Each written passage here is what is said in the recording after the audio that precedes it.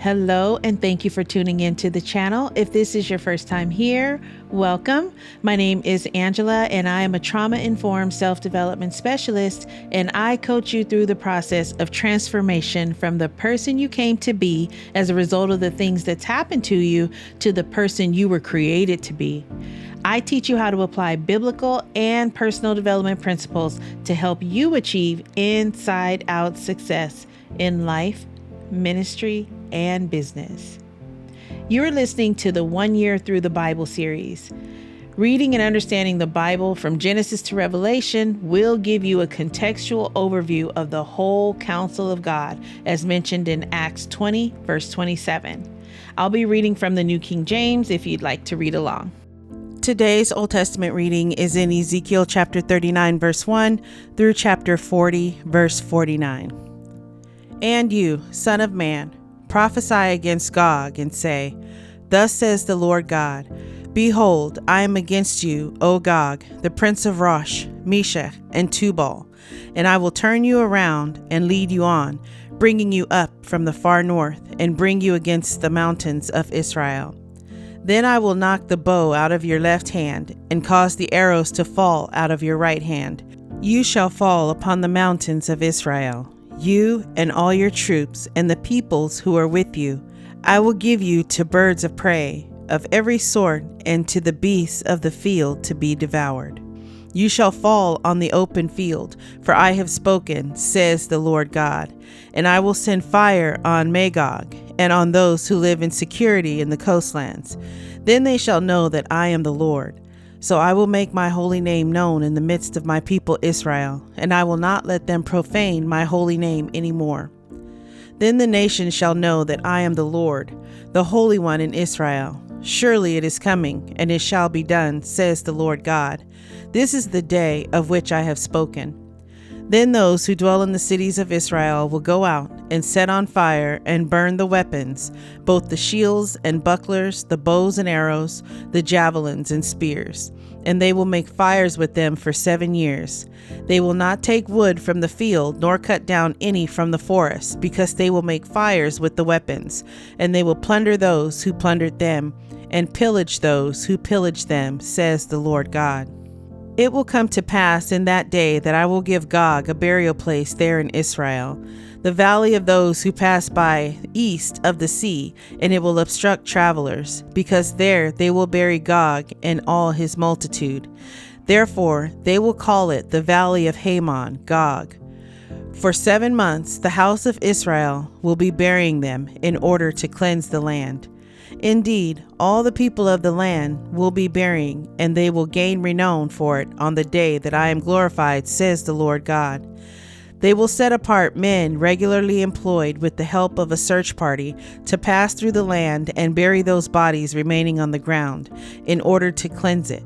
At the end of 7 months, they will make a search. The search party will pass through the land, and when anyone sees a man's bone, he shall set up a marker by it, till the buriers have buried it in the valley of Hamon Gog. The name of the city will also be Hamonah. Thus they shall cleanse the land.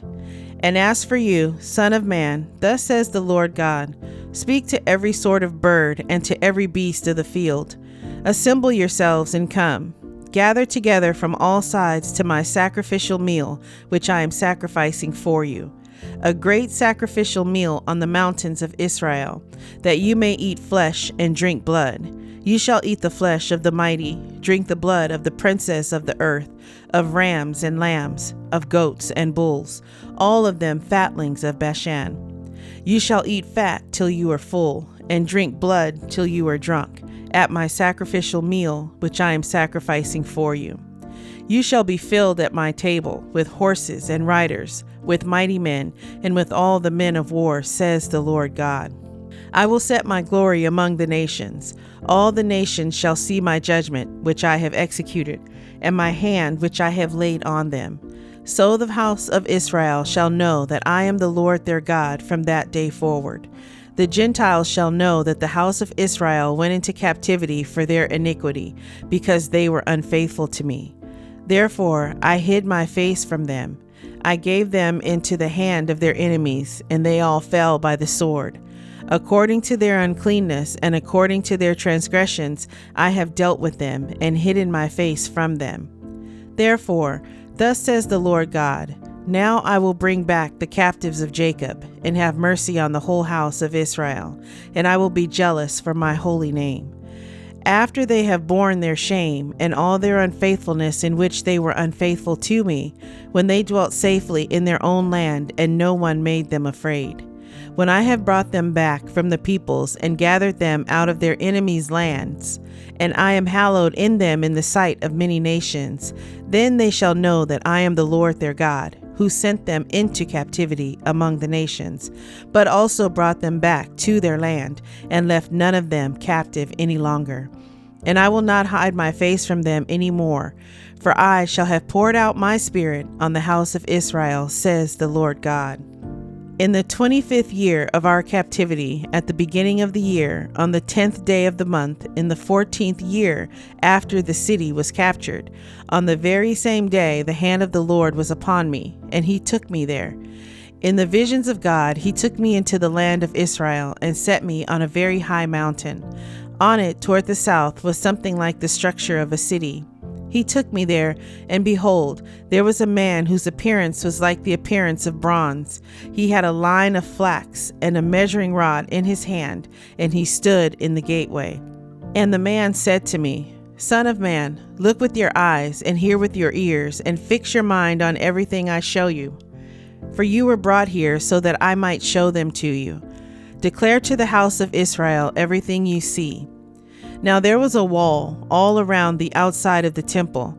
In the man's hand was a measuring rod 6 cubits long, each being a cubit and a handbreadth, and he measured the width of the wall structure 1 rod, and the height 1 rod.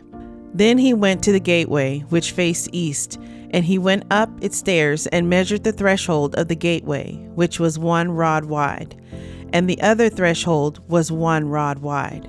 Each gate chamber was 1 rod long and 1 rod wide.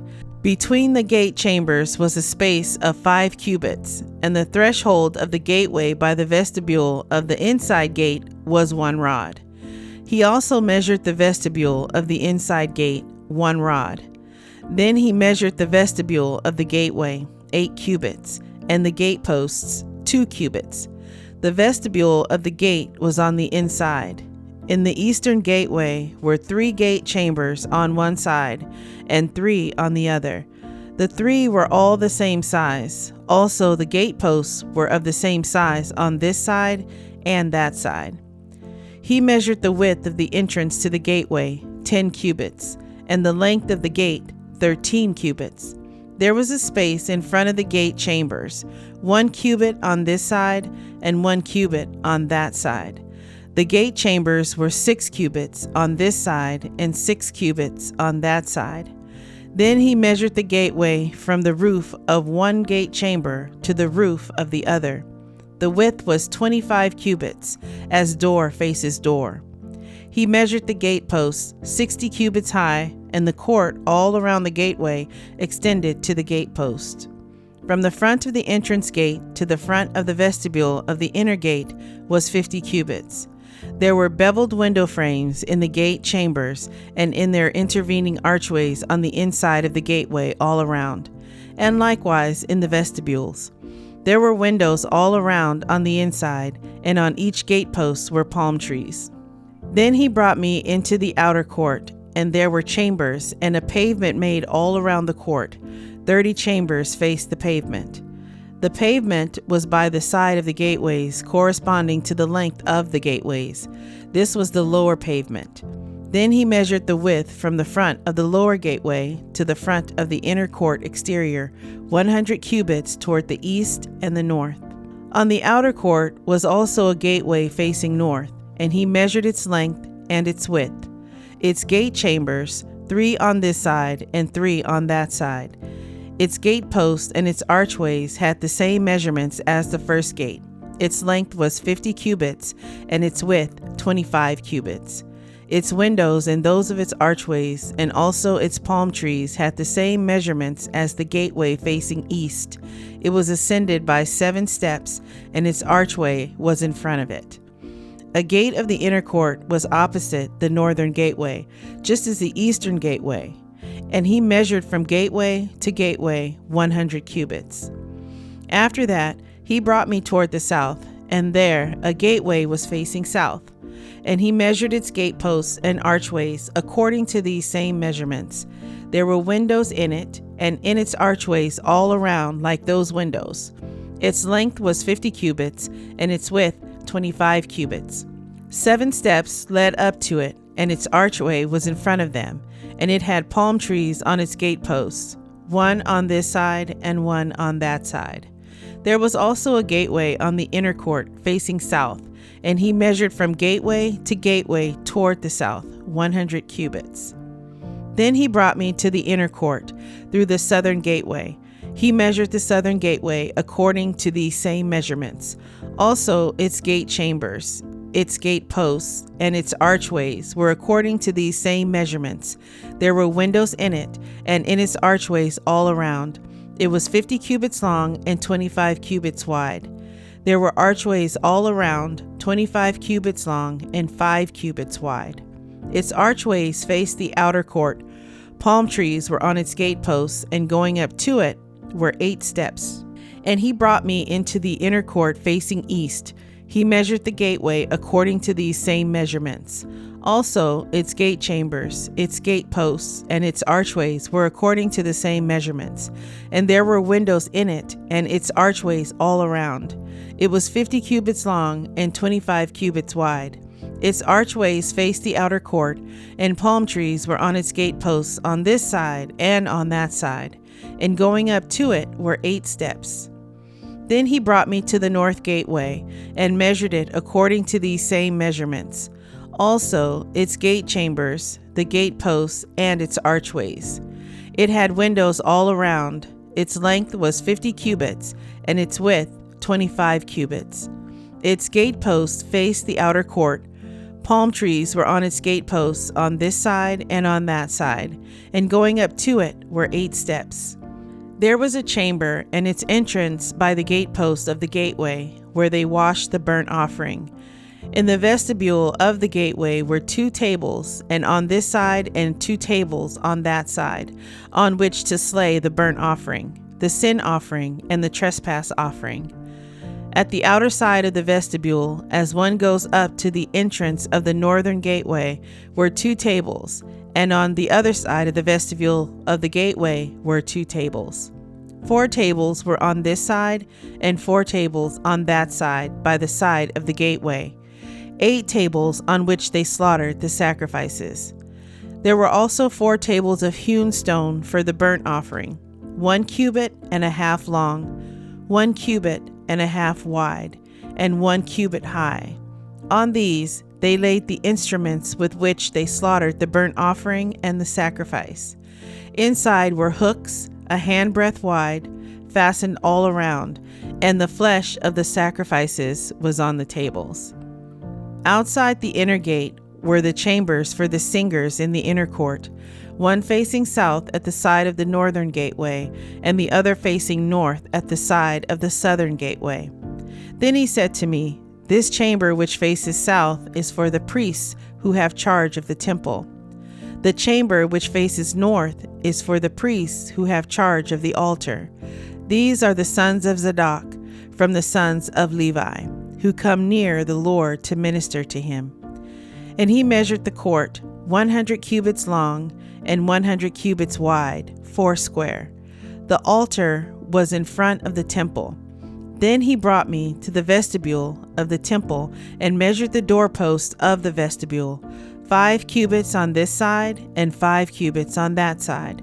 And the width of the gateway was 3 cubits on this side and 3 cubits on that side. The length of the vestibule was 20 cubits, and the width 11 cubits. And by the steps which led up to it, there were pillars by the doorposts, one on this side and another on that side. Psalm 132, verses 10 through 18. For your servant David's sake, do not turn away the face of your anointed. The Lord has sworn in truth to David. He will not turn from it. I will set upon your throne the fruit of your body. if your sons will keep my covenant and my testimony which I shall teach them, their sons also shall sit upon your throne forevermore. For the Lord has chosen Zion, he has desired it for his dwelling place. This is my resting place forever. Here I will dwell, for I have desired it. I will abundantly bless her provision. I will satisfy her poor with bread. I will also clothe her priests with salvation, and her saints shall shout aloud for joy. There I will make the horn of David grow. I will prepare a lamp for my anointed. His enemies I will clothe with shame, but upon himself his crown shall flourish. Proverbs chapter 29, verse 5. A man who flatters his neighbor spreads a net for his feet. The New Testament reading is in James chapter 5, verses 1 through 20. Come now, you rich, weep and howl for your miseries that are coming upon you. Your riches are corrupted, and your garments are moth-eaten. Your gold and silver are corroded, and their corrosion will be a witness against you, and I will eat your flesh like fire. You have heaped up treasure in the last days.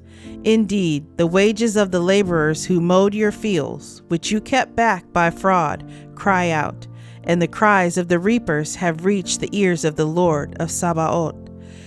You have lived on the earth in pleasure and luxury. You have fattened your hearts as in a day of slaughter. You have condemned, you have murdered the just, he does not resist you. Therefore be patient, brethren, until the coming of the Lord. See how the farmer waits for the precious fruit of the earth, waiting patiently for it until it receives the early and latter rain. You also be patient. Establish your hearts, for the coming of the Lord is at hand. Do not grumble against one another, brethren, lest you be condemned. Behold, the judge is standing at the door. My brethren, take the prophets who spoke in the name of the Lord as an example of suffering and patience. Indeed, we count them blessed who endure.